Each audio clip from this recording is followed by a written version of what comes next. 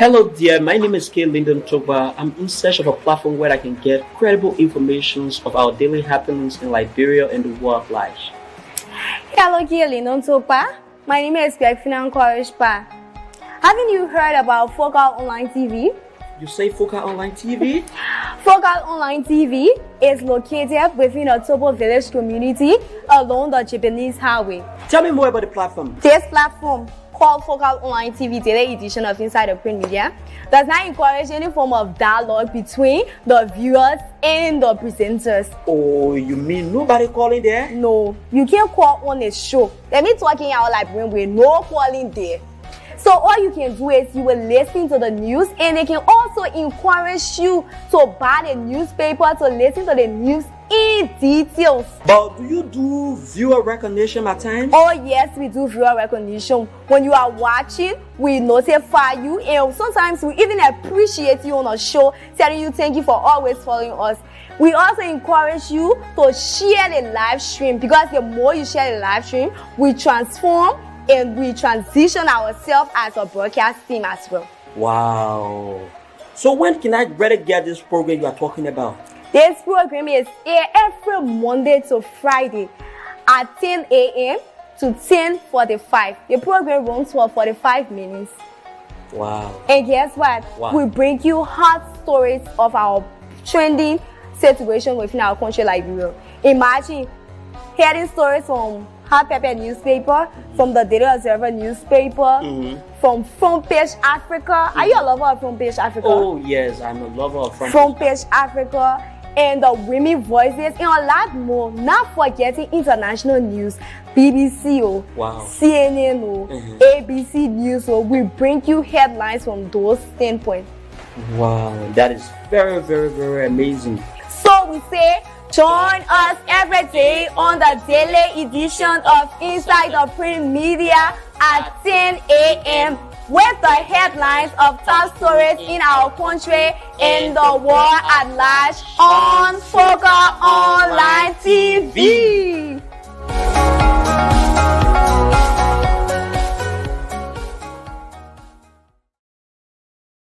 Okay, good morning, good evening, good afternoon, and welcome to the program Inside the Print Media on Focal Television. The FM service will be activated anytime from now. So this moment we are here to update you with what is taking place in our country, Liberia. Too many things happening in Liberia, and all of those things, and most of those things happening in our country has been captured in the media. So it is about time that we get you informed about all of the most important situations taking place in our country.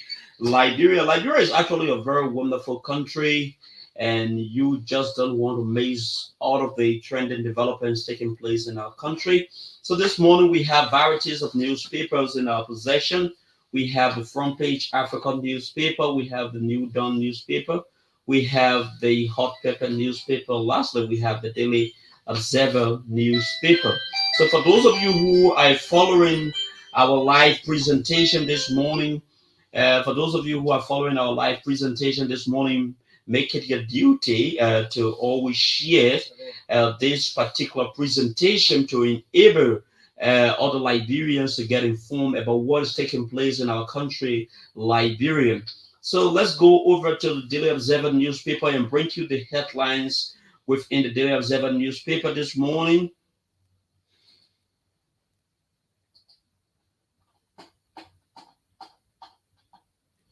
Ex-Finance Minister 12 full others required to seek court permission before leaving Liberia as government files writ of non-exit Republica. Ex-Finance Minister 12 full orders required to seek court permission before leaving Liberia as government files writ of non-exit Republica. So this is one of the most interesting stories within the Front Page Africa newspaper this morning. This is one of the most important stories in Liberia. Then we have Economic Freedom Fighting of Liberia urges President Boakai to take strong stance against corrupt officials. Um, Economic freedom fighters of Liberia urges President Bouaka to take strong stance against corrupt officials. So that is what the Front Page Africa newspaper is reporting. So let's give you the content of the headlines we just read to you. On Wednesday, October 2, the government, through the Liberia Anti-Corruption Commission, issued a writ of non-exit Republican against former finance ministers and 4 others indictees on corruption allegations ranging from economic sabotage, misuse of public money, theft of property, money laundering, criminal facilitations, and criminal conspiracy. But Tway, however, said he has no intention of traveling outside Liberia until his trial ends. The initial writ, previously intended to restrict them from leaving Liberia, was challenged by Tway's lawyer because there were key issues that needed amendment. However, following the amended version, the writ noted that Tway, Councillor Nyanti Twan, former acting Minister of Justice, Stanley A. Ford, former Director General Financial Intelligence, D. Moses Cooper, former Financial Intelligence Controller, and Jefferson Kemu, former National Security Advisor to the President, should not be arrested if they are leaving the bailiwick of the country without the court's permission. You are hereby commanded to arrest the living bodies of the defendants in the above captioned case and bring them before the court upon their arrest, and subsequently take away their passports and turn over all to the Sheriff of Criminal Code C, Captain G. Norrin for Moxarado County. They are attempting to leave the bailiwick of the country without the court's permission, the writ ordered. However, a member of Tway's inner circle said that the latest writ has not a problem and that Tway doesn't intend to travel again and is here for the case. It is not the issues, and the government have a right to file for anything. When we go and ask for permission and the government doesn't permit us, then it gives us ground for filing, a member of Tway legal teams told Front Page Africa. At the same time, the state has also filed a 10-count exception to the bond submitted to the Criminal Code C by Tway because one of the properties named within the bond has a mortgage at one of the commercial banks in the country. Nevertheless, the judge has a discretion to approve a criminal appearance bond. Tway's legal team has, however, maintained that despite the government's right to challenge a bond, they believe that the bond is valid. Tway, meanwhile, has termed the government's indictment against him as a total witch hunt. He said over the last 6 years, he has been a major political target and has faced falsely devilish accusations spanning from a so-called 25 million mob of propaganda to the 16 million concoction. So many other fabrications intended to besmirch my reputation and derail my political institution. He pointed out that the ruling Unity Party is facing massive allegations of ongoing corruptions, including a Unity Party government-sanctioned CBL payment of 8 million of Liberia's reserve money to SIB, which funded the Unity Party campaign. A statement referred to Front Page Africa story from July 29, 2024. Front Page reported a controversial decision by the Central Bank of Liberia to guarantee loans to 2 struggling banks under the guise of bolstering financial sector stability. Tway said the Unity Party government has shamelessly turned a blind eye to mountains of other reports detailing the gutting of Liberian treasury under its 12-year rule and experiencing very low public rating due to its 6 months failure as a government has decided to politically witch hunt him and other former officials of the CDC. Working with my lawyers and others, I can stand ready to defeat this witch hunt and vindicate my reputation through the justice system, Tway said. In the end, I will emerge stronger and my enemies will be put to shame. So that is what Tway is saying. And it has been captured within the Daily Observer today's publication. So let's go over to another stories on the Daily Observer newspaper, where the economic freedom fighter of Liberia urges President Bouaka to take strong stance against corrupt officials. We all know during the 2023 election, the economic freedom fighter has been one of the most vibrant, supportive arm of the of the Unity Party when they were in opposition, and they have since been doing extremely well in that particular part of the area. So, economic freedom fighters of Liberia urges President Bouaka to take strong stance against corrupt officials. Then you see on this paper, you see the photograph of President Joseph Boakai. You see a lot of partisans of the economic freedom fighters. They are all beautifully dressed up in their party regalia. The economic freedom fighters of Liberia has sounded a caveat to the Unity Party-led government of President Joseph Boakai against provoking its members and supporters to early action if it fails to dismiss corrupt public officials. The EFFL is one of the political parties that supported the elections of President Joseph Boakai in 2023. According to the party's commander-in-chief, Emmanuel Gongwe, President Boakai is presently being tested by a corrupt feud in his government. He observed that the collective struggle of Liberians is now becoming the accommodation halls for greed and grandstanding. His assertions were contained in a statement posted on social media on Wednesday, October 2. We recall that in January 2018, former President Weah was historically inaugurated as the second indigenous president after former President Samuel K. Doe.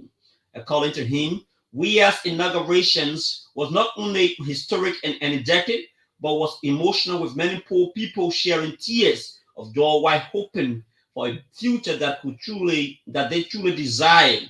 According to him, Liberians are hoping for a future that could have seen medicines in hospital, emergency room equipped to stand up, inflation put under control, a better foreign exchange rate, a better foreign image of Liberia, CAF, corruption fought vigorously, the judiciary branch functioning wholesomely, and a robust private sector. President Boakai's administration has witnessed a few scandals. Now they are all linked to people considered by facts of myth and untouchable.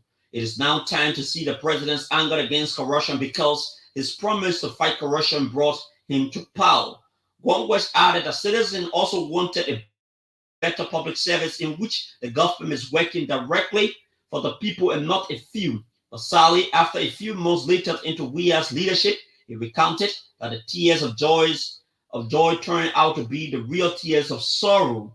He added that hardship engulfed the entire country, and joy was quickly turning into anger. The news of Nathaniel McGill's and other buying big properties emerged. George Weah himself joined the daylight looting of the state. The poor people who struggled and printed their own t-shirts became the victims of their generosities, and sooner than later they began to pay back by electing Senator Darius DeLong twice. Gongwe claimed that former President Weah did not change anything from his leadership style after all of these messages from our people who got punished for his reckless leadership behavior throughout his tenure. Like Weah, like Boakai. Gongwe further recalled that in January 2024, President Boakai was inaugurated with some historic global delegation witnessing his inauguration as the new president succeeding Weah. Perhaps, he added, that President Boakai received those delegations because the international community wanted to show him their support from one day and hope that he could stem on corruption, which has destroyed Liberia's hope for a better future throughout the country's history. According to him, President Boakai's administration has witnessed few scandals now, and they are all linked to people considered by facts of myth untouchable. But it is now time to see the president's anger against corruption because his promise to fight corruption brought him to power. One thing that is getting clearer by the day is the determinations of our generation to fight corruption, regardless of who is involved. Dismiss them. Gongwe called on President Boakai with immediate effect to dismiss those who are linked to various reports of corruption upon his return to the country. For days now, President Boakai has been in the United States to attend the just ended United Nations General Assembly. The EFFL supported his alliance were not clear without prosecuting former officials of government, including ex-President George Weah, who became an overnight millionaire. The UP alliance can afford to betray our people in the fight against corruption. While the rush for riches.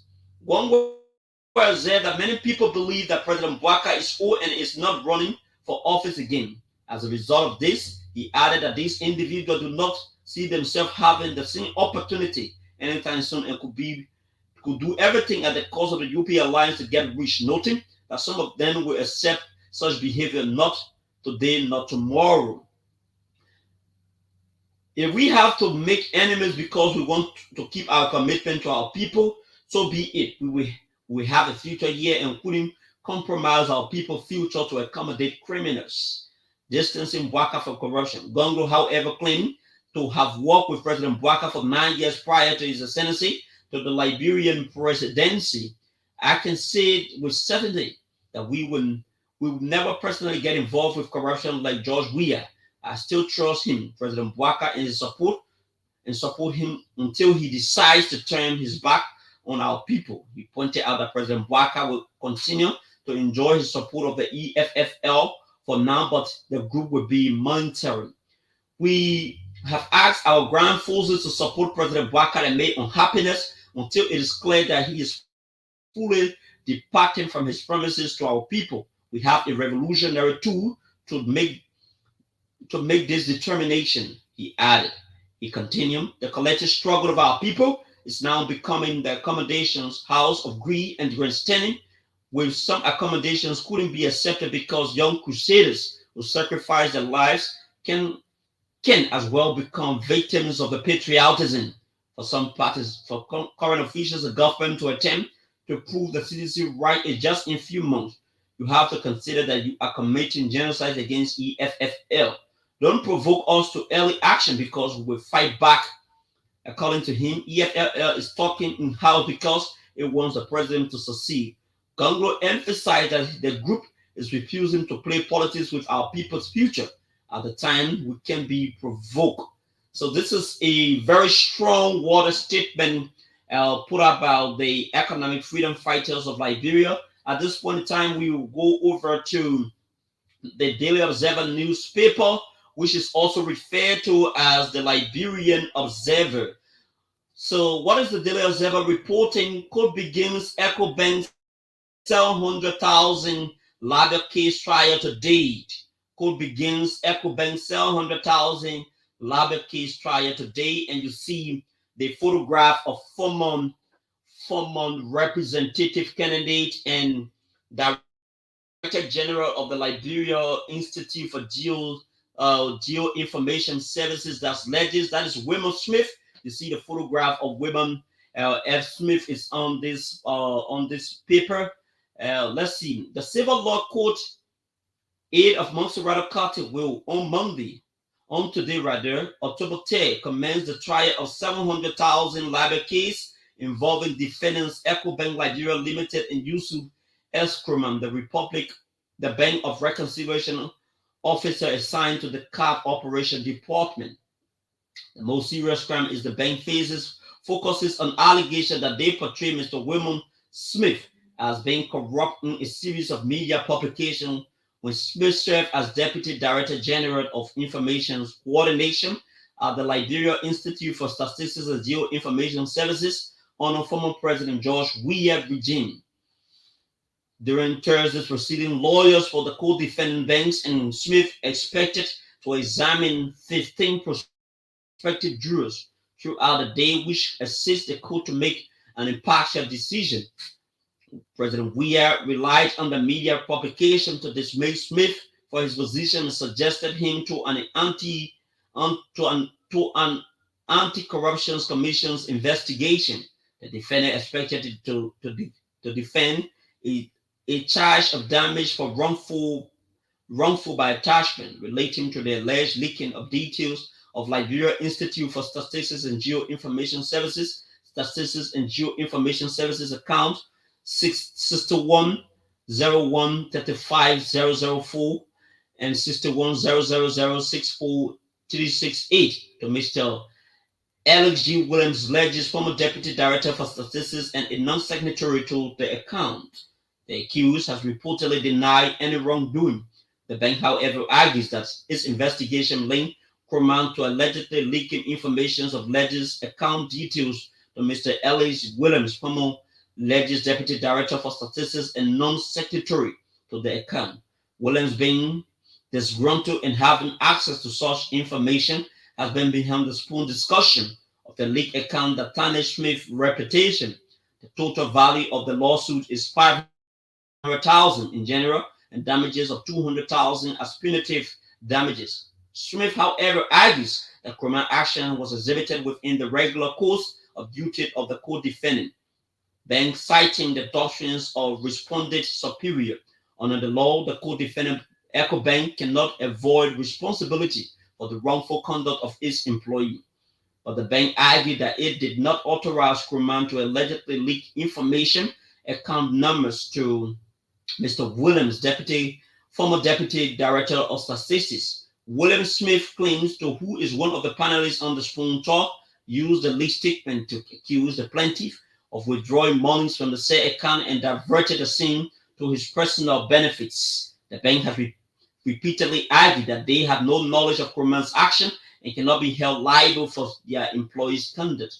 The co-defendant EcoBank further argued that after the accusation, they conducted an immediate investigation into Yusuf F. Crumman, the bank reconciliations officer assigned at the card operation department. The investigation finding the bank said accused Crumman of leaking information's account details to Mr. Ellis Williams, deputy director of statistics, alleges who is not authorized by alleges and a non-signatory to the account. The investigation recommends dismissal of Crumman for the act for sharing of confidential customer statements with Ellis Williams, a former signatory to Ledger's account, and did not also avoid the lawsuit. Crumman, according to the investigation, confirmed the statements of accounts submitted to Williams was the same time account displayed on social media of Mountain Cully, a political activist. According to the investigation, Crumman confirmed that a shared statement with Williams, but he acted based on trust and not to bring the bank to disrepute. But also, co-defendant argued that neither that nor other of the alleged contention raised by the plaintiff had any bearing of the bank. The investigation recommended dismissal of Crumman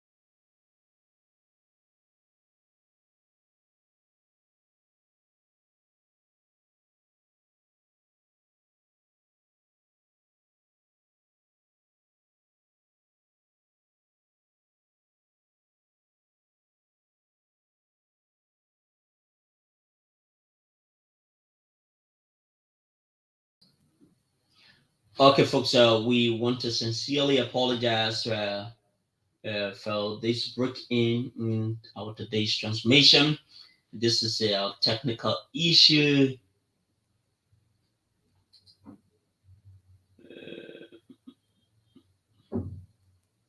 Government shut down electronic salary payment. Government shut down electronic salary payment. So this is what the New Dawn newspaper is reporting this morning. It says that the government of Liberia has taken a decision to shut down the electronic payment.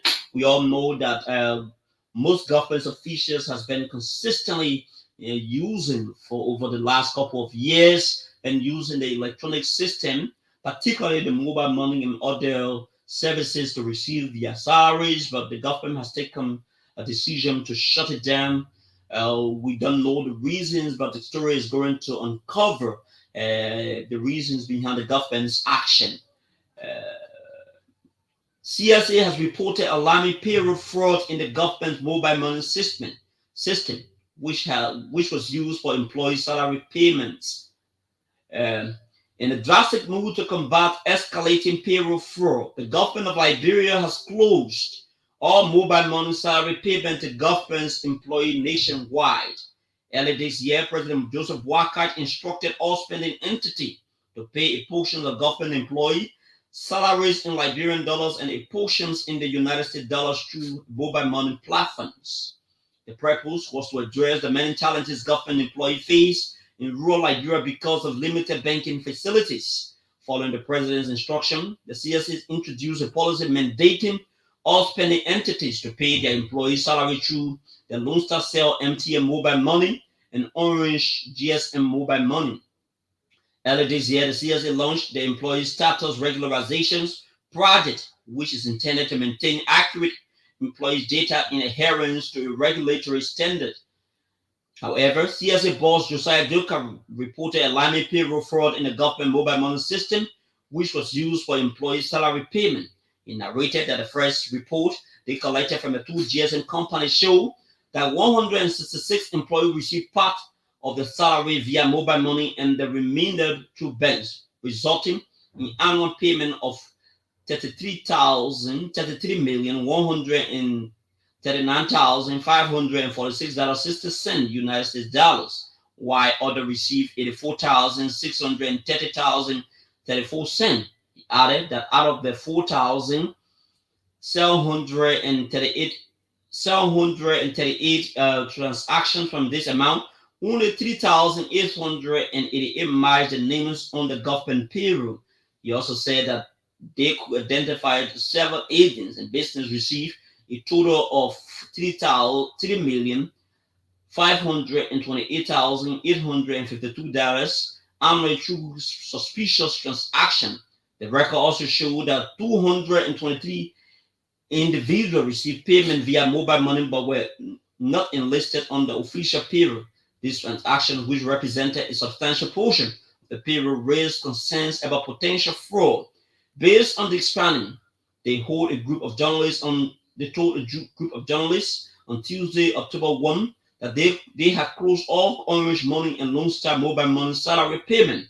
Before we move on with a major talking point today, I want to bring to your attention of heads of spending entity that the CSA are aware of the individuals who are not employees of our work for the government within the proximity to the government and its functionary.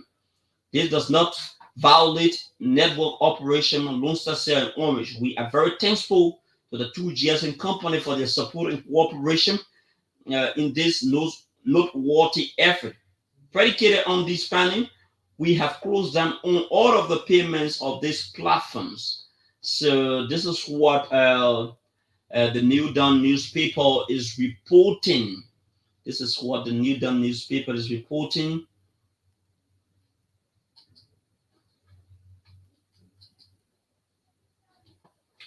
$250 case saga engulf Ministry of Finance. 250 case saga involves Ministry of Finance. On this, you see current Minister of Finance, Augustine Kwe-Gafwine, and he has been surrounded by schools of young people where he has a microphone in his hand. And let's see what happened. The Ministry of Finance and Development Planning is involved into a $250K payment to casual worker hired by the government to clean the capital Monrovia and its environment. The casual workers from the temporary employment for community youth have protested outside the Ministry of Finance and Development Planning in Monrovia, demanding unpaid salary totaling $250,000. They have been hired to clean the Monrovia street before President Boakai was inaugurated in January 2024. Although the contract ended, they were told to continue working until the salaries were to be processed. The protesters claimed that despite engaging with lawmakers and the Ministry of Youth and Sport, they were included into the 2024 national budget. But while the government allegedly allotted $250 in the budget, they had not received payment. According to them, after the budget was passed, the Ministry of Youth and Sport submitted a payment plan to the Ministry of Finance, but no action was taken.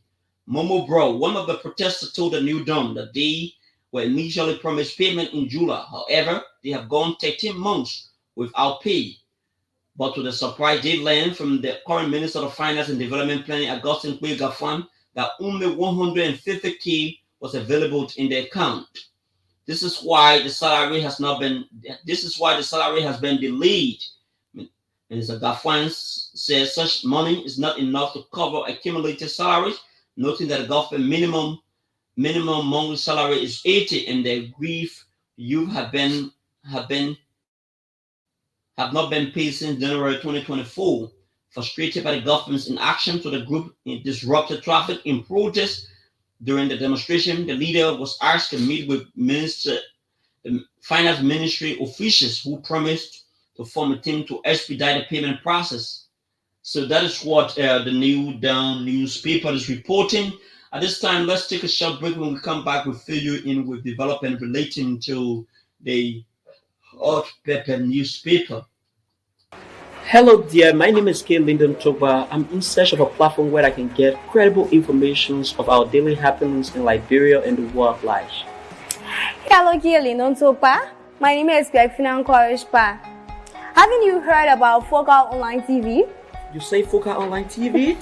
Focal Online TV is located within a Tobo village community along the Japanese highway. Tell me more about the platform. This platform, called Focal Online TV Daily Edition of Inside the Print Media, does not encourage any form of dialogue between the viewers and the presenters. Oh, you mean nobody calling there? No, you can't call on a show. Let me talking out like with no calling there.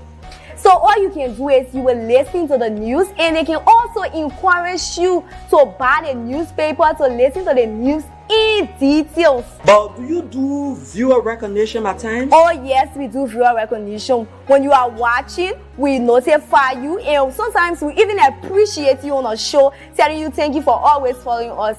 We also encourage you to share the live stream, because the more you share the live stream, we transform and we transition ourselves as a broadcast team as well. Wow. So when can I better get this program you are talking about? This program is aired every Monday to Friday at 10 a.m. to 10:45. The program runs for 45 minutes. Wow. And guess what? Wow. We bring you hot stories of our trending situation within our country, Liberia. Imagine hearing stories from Hot Pepper newspaper, from the Daily Observer newspaper, from Front Page Africa. Are you a lover of Front Page Africa? Oh yes, I'm a lover of Front Page Africa, and the Women Voices, and a lot more. Not forgetting international news, BBC, wow. CNN, ABC News. We bring you headlines from those standpoints. Wow, that is very, very, very amazing. So we say, join us every day on the daily edition of Inside the Print Media at 10 a.m. with the headlines of top stories in our country and the world at large on Focal Online TV.